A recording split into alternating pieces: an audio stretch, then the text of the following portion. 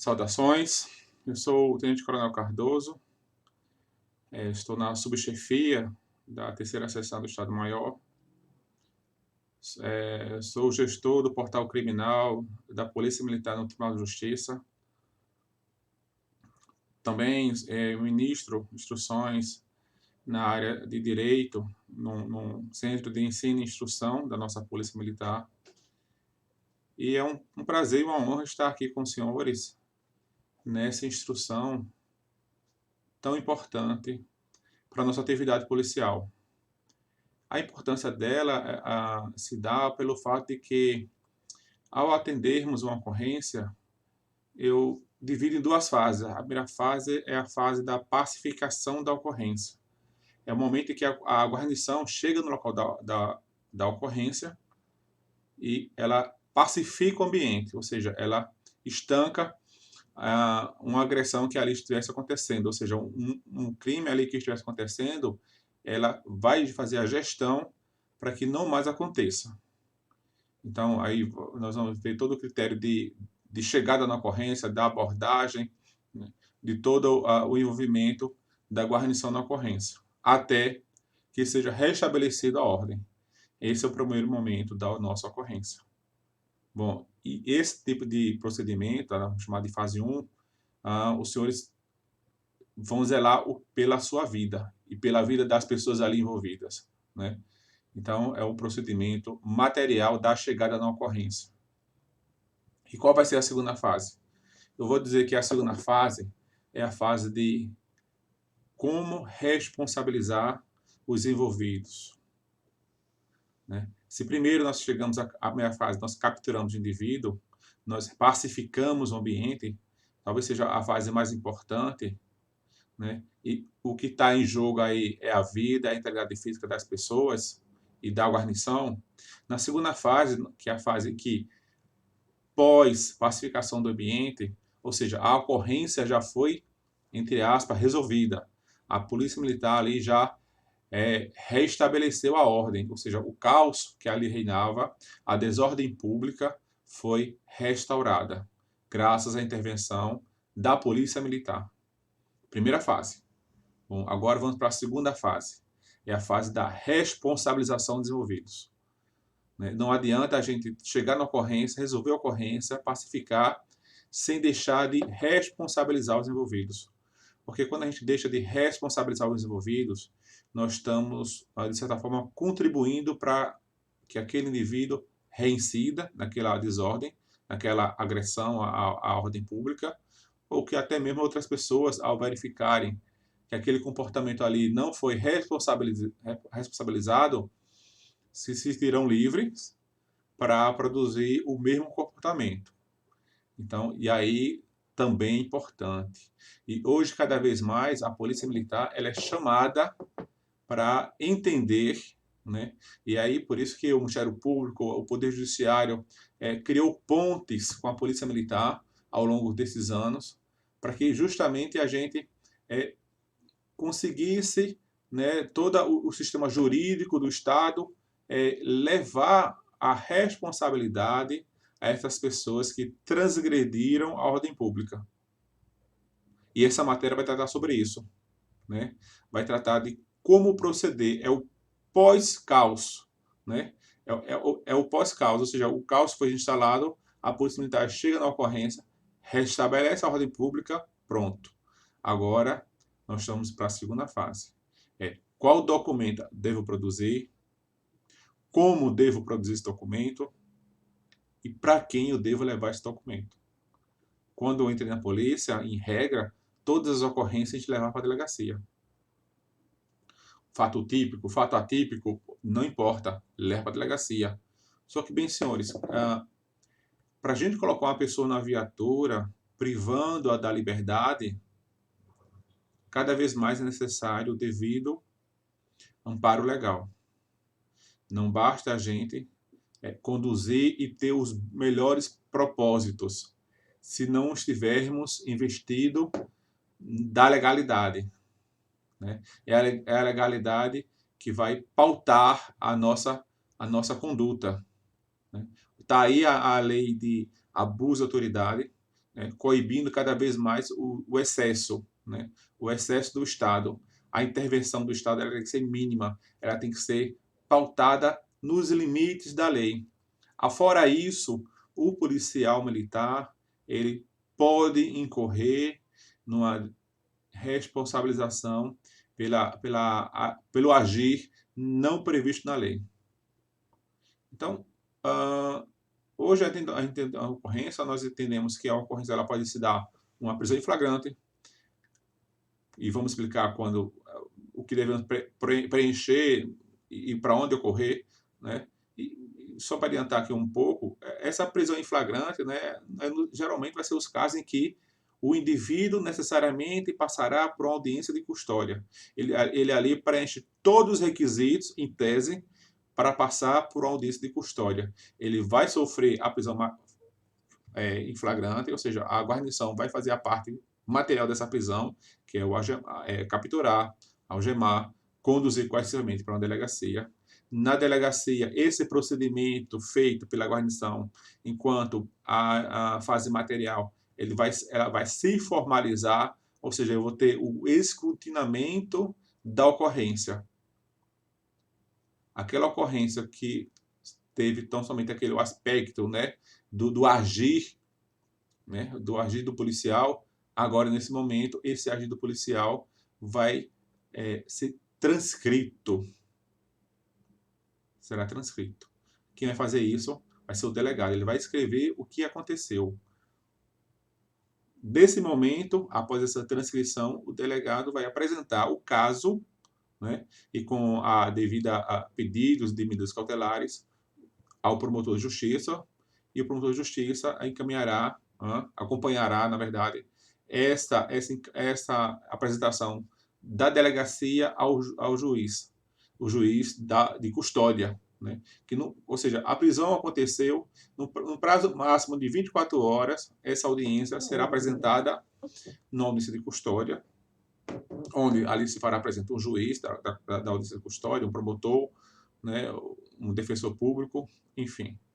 Então, veja, a ocorrência que vai para a delegacia, ela, em tese, tem a finalidade da apresentação da audiência de custódia. Se não é caso de apresentação para a audiência de custódia, dificilmente haverá um respaldo legal. É claro que vai existir, eu vou explicar aqui para os senhores quando são os casos, mas essa nós temos que ter como regra. Né, como regra, quando pensar em colocar alguém na viatura, eu tenho que pensar na audiência de custódia e numa possível medida cautelar, que é essa a finalidade da audiência de custódia, né? Dar liberdade do indivíduo e, junto a essa liberdade, uma medida cautelar. Quando for possível, conciliar, porque no caso a medida cautelar pode ser uma prisão preventiva, pode ser uma prisão temporária.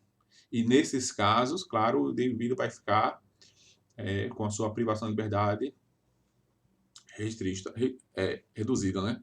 Ele perderá ele perderá a sua liberdade, ele vai ter a sua vai ter instalado a privação da liberdade. Então, senhores, nos demais casos não, vai ser uma tornozeleira eletrônica, vai ser um pagamento de fiança, e aí pode ser arbitrado a depender da gravidade da ocorrência pelo delegado, né? Então, quando o crime é de 2 a 4 anos, é o delegado que faz essa presunção de afiançamento. Após 4 anos de pena máxima, vai ser o juiz. Então, aí vai ter afastamento da vítima, vai ser recolhimento domiciliar noturno e finais de semana. Enfim, senhores, várias medidas cautelares poderão acontecer.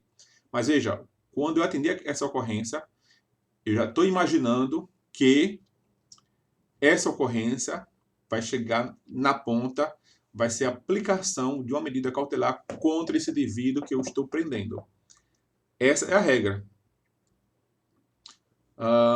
Agora, pronto, falamos da prisão em flagrante, de forma muito simples, vamos voltar aqui a falar sobre isso e como melhor preencher esse documento, que é o nosso hobby.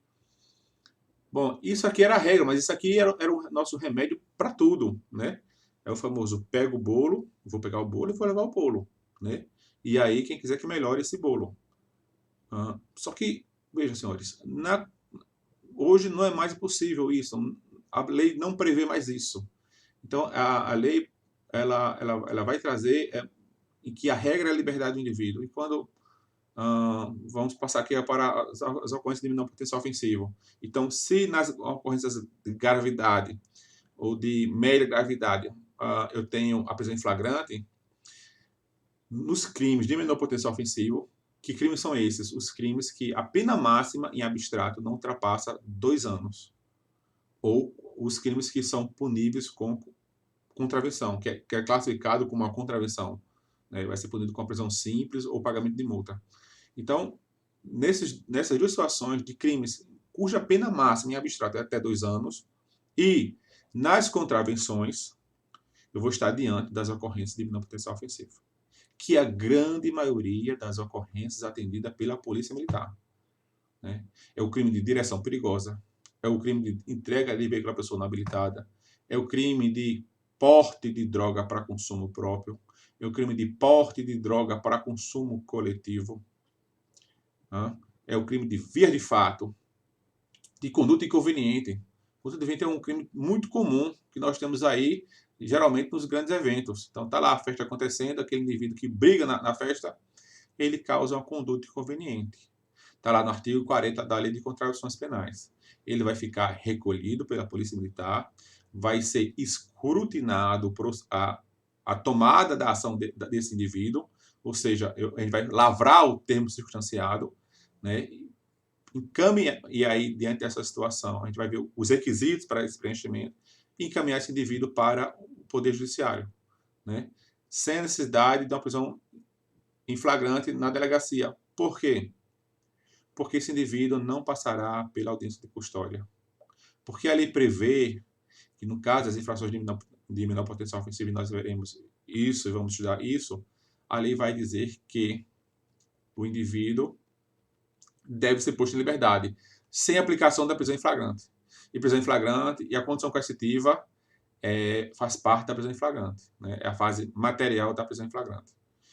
Então, senhores, por aí os senhores já percebam que nós já tivemos prisão em flagrante, falamos sobre as ocorrências de menor potencial ofensivo, as infrações de menor potencial ofensivo, onde não cabe, em regra, a prisão em flagrante. Nós temos também a questão das obrigações penais, que é muito comum. Né? Hoje aí nós temos a regra, a aplicação de obrigações penais. É aquele indivíduo que está com a tornozeleira, aquele indivíduo que não pode sair da comarca de São Cristóvão e é encontrado em Aracaju. Né?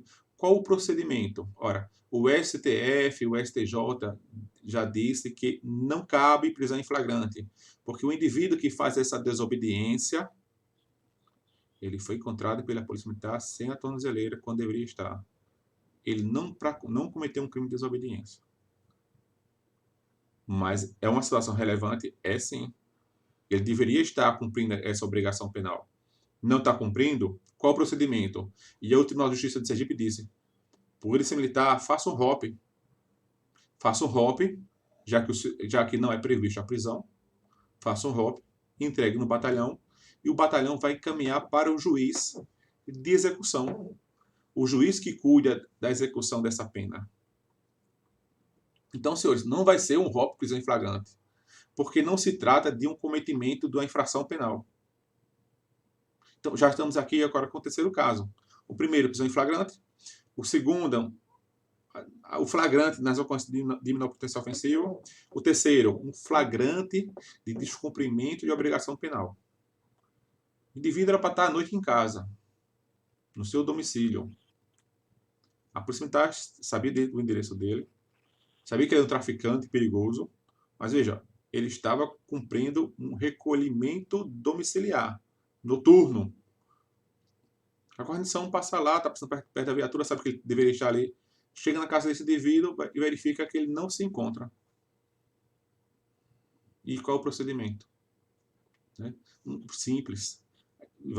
E vai ser matéria dessa disciplina. A gente vai trabalhar sobre isso. É fazer um relatório, e nós temos uma formatação para esse relatório, e encaminhar pelo batalhão ao juiz. O juiz vai tomar conhecimento e vai tomar as providências. Né? Como regra, a prisão preventiva desse indivíduo.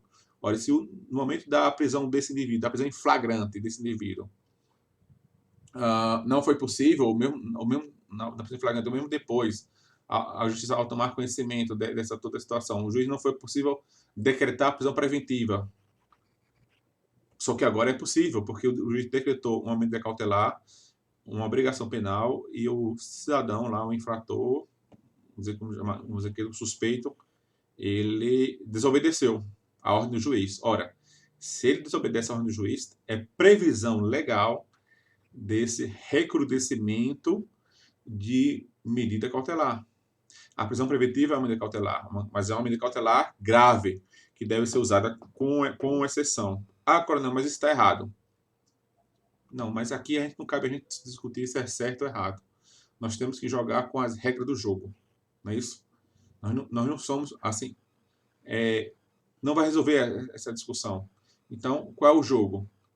É que o juiz não foi possível decretar a prisão preventiva, o juiz decreta o recolhimento noturno desse indivíduo, um exemplo, ou uso da tornozeleira, e uma vez constatando que esse indivíduo está sem a tornozeleira, ou não está em casa, a polícia faz um relatório, manda para o juiz, e o juiz decreta a prisão preventiva dele. Aí sim, na próxima ação da polícia militar vai ser prender esse indivíduo, né? Então, senhores, essa é a situação. Mas veja, é uma situação relevante. Uma vez um colega estava numa blitz em Aracaju, e o indivíduo estava saindo de Socorro, indo para Aracaju. Era uma época de Forrocaju, né? Ele está indo para Forrocaju, tudo indicava, foi isso que o colega disse, e a guarnição parou ele e fez uma pesquisa.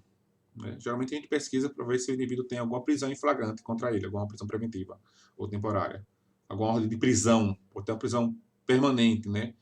Já extinguiu o processo já foi extinto, já se transitou julgado, e aí tem a pena condenatória esse indivíduo, que, enfim, está em aberto. E tem uma mandado de prisão contra esse indivíduo. Esse mandado de prisão por temporária, por preventiva ou por condenação irrecorrível, de sentença irrecorrível. E nessa mesma pesquisa, nós fazemos a constatação de se contra esse indivíduo pesa alguma medida cautelar. E a guarnição observou lá, a Blitz observou que tinha contra ele uma medida cautelar sobre não sair da comarca de Socorro. E a guarnição falou isso para ele. Ele ficou branco, né, tomou um susto. Ele disse que tinha saído há menos de 5 dias da prisão. E veja, e ao sair menos de 5 dias da prisão, ser pego descumprindo, ou seja, ele vai retornar para a prisão. Pediu, pelo amor de Deus, não, que a guarnição não fizesse nada contra ele. E a guarnição determinou que ele retornasse, né, e providenciou o relatório. Ok, senhores? Por que voltar? Porque se levasse para a delegacia, primeiro, não há crime nisso. Né? Não há crime na conduta dele. Não há crime. E se eu coloco alguém e eu levo para a delegacia sem a previsão legal, quem comete o crime é a guarnição. E ainda que leve para a delegacia, o delegado vai fazer um relatório e vai liberar do mesmo jeito.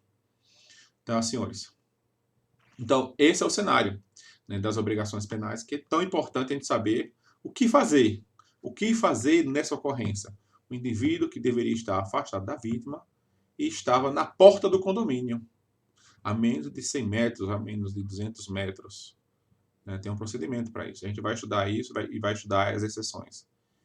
Então, e vamos falar também sobre as ocorrências com menor de idade, né, os adolescentes, quando cometem atos infracionais, é o famoso BOC. Então, senhores, nós vamos falar sobre o ROP, de prisão em flagrante, nós vamos falar sobre o TCO, vamos falar sobre as obrigações penais, que nós chamamos de ACD, que é o ROP informativo, vamos falar sobre o BOC, que é o ROP para o menor, a prisão em flagrante do menor, e vamos falar também sobre os fatos atípicos. Sim, porque nós temos também os fatos atípicos. São as ocorrências que não são crimes, o indivíduo perdeu um documento, o que fazer, como proceder, o que relatar, né? E para onde encaminhar. Então, toda essa abordagem vai ser momento de fechamento da ocorrência, né?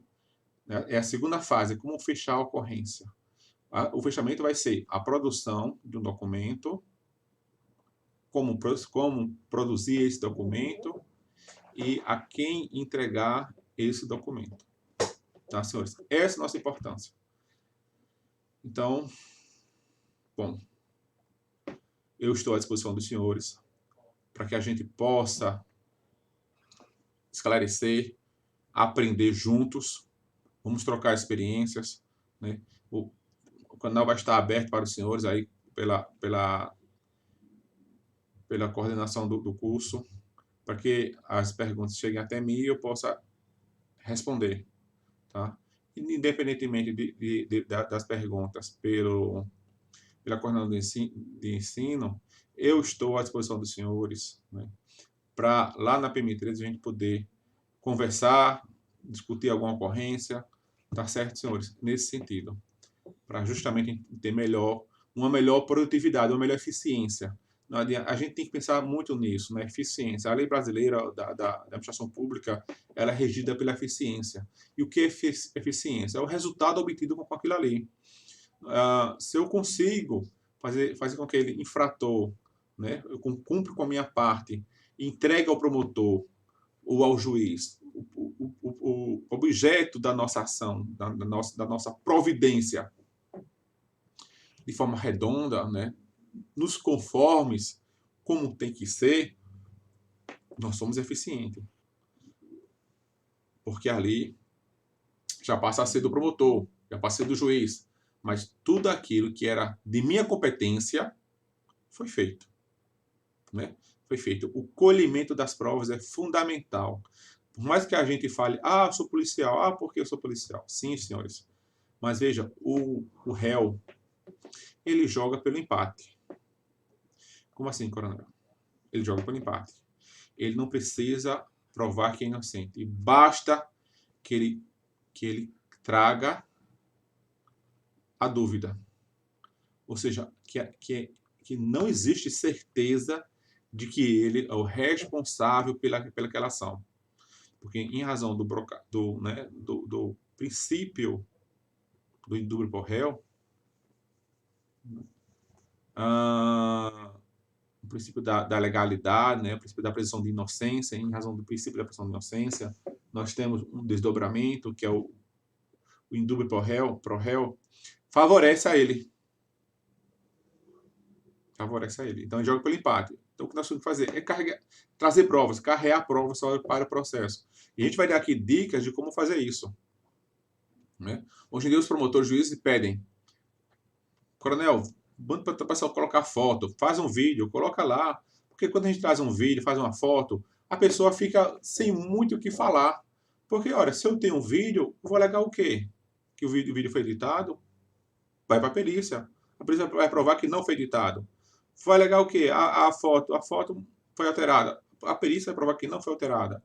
Enfim, fica muito mais difícil as pessoas contra-argumentar quando eu tenho esse tipo de prova, um vídeo ou uma foto, né? Na palavra, a gente pode esquecer, pode, sem querer alterar algum detalhe, enfim, e no final vai acabar ficando a palavra de um contra a palavra de outro, vai ficar mais difícil, tá certo? Então, hoje nós temos que pensar na nossa eficiência, é trazer um procedimento eficiente para que lá na frente aconteça a nossa eficácia. Qual é a eficácia?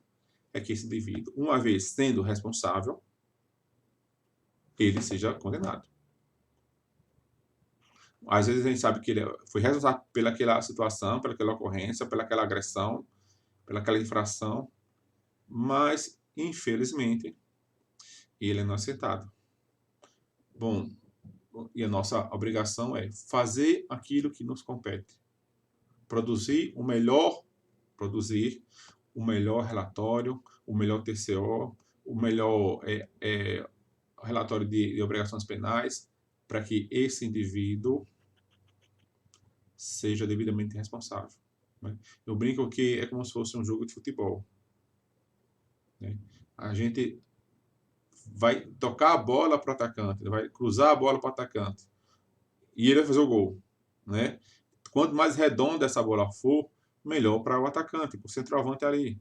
Ou aquela pessoa que joga vôlei, né? A gente vai levantar a bola para que ele corte. Enfim, quanto melhor for a nossa levantada, mais perfeita a levantada, mais fácil ficará de executar o corte da bola, de fazer o gol, né? Enfim, a gente ele pode até entregar ele redondo. Se ele fizer, a gente vai dizer, ó, fizemos a nossa parte, né? Mostramos competência naquilo que nos cabe. Essa é a situação, né?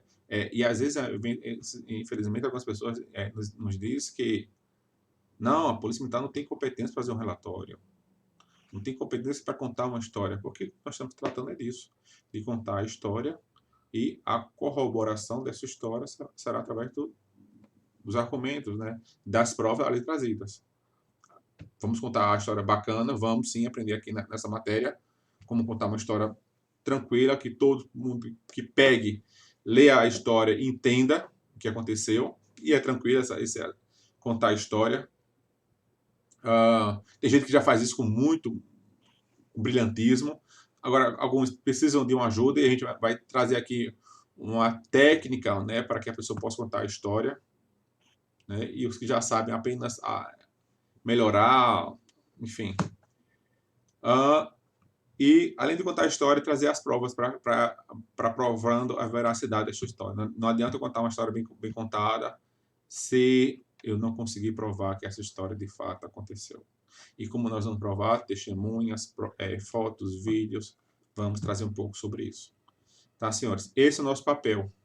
É contar a história, essa é a nossa matéria, é contar a história bem contada, com as provas, encaminhando para a pessoa responsável.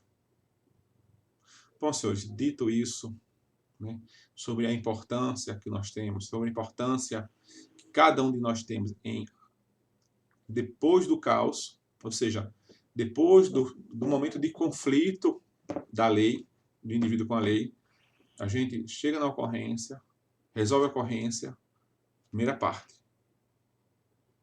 Qual a segunda parte? Encaminhar de forma adequada para que esse indivíduo que transgrediu seja responsabilizado. Evitando o quê? Impunidade. Quando o indivíduo deixa de ser punido, ocorre a impunidade. E nós não queremos isso, porque a impunidade ela favorece a criminalidade. Ela estimula, de certa forma, a criminalidade. Estimula de que maneira? Ora, se aquela conduta ali, o indivíduo está com uma perturbação do sossego ali, está ali com um som abusivo. O som abusivo é aquele som que extrapola o limite do direito do indivíduo. E qual é o meu direito de fazer som? Na minha casa, na minha loja, na minha igreja, no meu restaurante. Se eu extrapolo esse limite, eu tenho um abuso de direito. Eu tenho um direito de ouvir o som? Tenho, mas na minha casa. Se o som meu chega na casa do vizinho, eu já extrapolei o meu direito, né? Eu não tenho nenhum direito de ouvir o meu som na casa do vizinho, porque a casa do vizinho é a casa do vizinho. E lá ele tem, pela Constituição, né, o asilo inviolável, né? Um lugar de paz. Não é isso? Quando a pessoa quer estar em paz, o que é que ela faz? Quem está em casa. Quem está em sua casa está em paz. Mas não vai ter paz se o vizinho invadir sua casa com um som. Né? Não vai ter. Não vai ter paz, pode ter doenças. Né? Enfim, é por isso que é necessário que a polícia militar chegue ao local e busque responsabilizar esse indivíduo. Veja, nós não podemos nos culpar pela ação do indivíduo. Ele cometeu a infração penal, ele responde à infração penal. Ele tem que ser homem para assumir os seus atos. Né? Ele vai justificar a sua ação para o juiz, para o promotor, e não para o policial. O policial militar não tem essa competência de julgar, né, de julgar. E o policial militar chega na ocorrência, manda baixar o volume, manda desligar o som. Esse indivíduo foi agraciado com o Instituto da Impunidade. Essa impunidade, ela gera efeitos horizontais. Os vizinhos entenderão que o som abusivo, o som que invade a casa das pessoas, não é nada, né? A casa do vizinho, ela deixou de ser inviolável. Ela pode ser, a qualquer momento, violada, né? O vizinho não tem direito a descansar, não tem direito a rezar, não tem direito a ler um livro. Tudo isso de forma errada, equivocada, né? Tem todo o direito. E, para isso, a Polícia Militar deve agir na forma da lei, né? Nós não estamos agindo fora da lei, estamos agindo dentro da lei. Qual é? Aprender o som e ouvir o autor do fato, ouvir as testemunhas, e lavrar um termo pronunciado e encaminhar essa ocorrência para o juiz. Veja, senhores, se for aqui em Aracaju, São Cristóvão e Itabaiana, nós temos ainda um plus. O Poder Judiciário já disponibilizou o nosso agendamento. Então, a guarnição atende a ocorrência, liga para o 90 e pede o agendamento.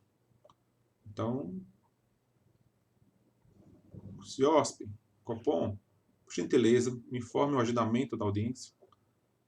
E o CIOSP vai dizer, olha, dia 5 de novembro, às 10 horas, no fórum do GCRIM de Aracaju. Então, já temos a audiência marcada, o indivíduo ali já sabe qual o dia da audiência, né, que ele vai ter ali. E nessa audiência, é uma audiência muito simples, né? Porque, senhores, como que está falando aqui para os senhores, o tempo mudou, né? A forma da sociedade trabalhar, se comunicar, se desenvolver foi alterada, né? O que antigamente a gente, para chamar um táxi, era necessário ir para a avenida, catar um táxi. Você não sabia nem de onde o táxi já vinha, nem quem era, nem para onde ia, nem que horário ia passar, e aventurar, né? E quando eu era criança, a gente tinha que ir para as avenidas principais. Se eu morasse num dia, eu teria que ir para Tancredo Neves, né? Não era nem na Paulo VI, era na Tancredo Neves que eu ia ter mais sucesso. Ou ali na adjacências do Médici, eu tinha que ir para Hermes Fontes. Então, era essa a situação, né? E aí, depois veio a questão do radiotáxi. Você ligava ligava para o radiotáxi, o radiotáxi chegava até sua casa, mas você não sabia que era um taxista, ok?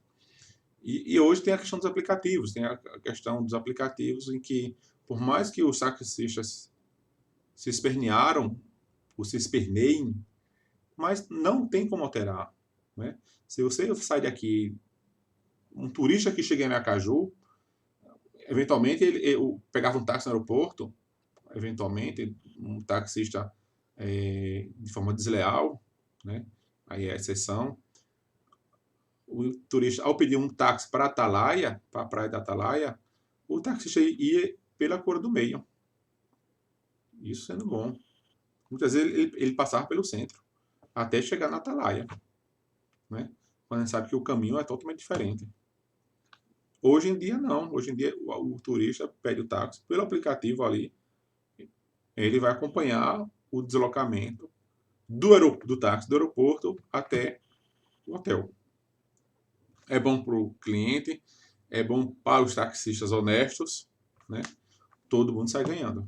Então, essa nova forma da sociedade que evolui e que busca a eficiência, né? O que é eficiente é fazer mais gastando menos, né? É tornar a coisa efetiva, né? Também chegou na nossa instrução, na nossa corporação.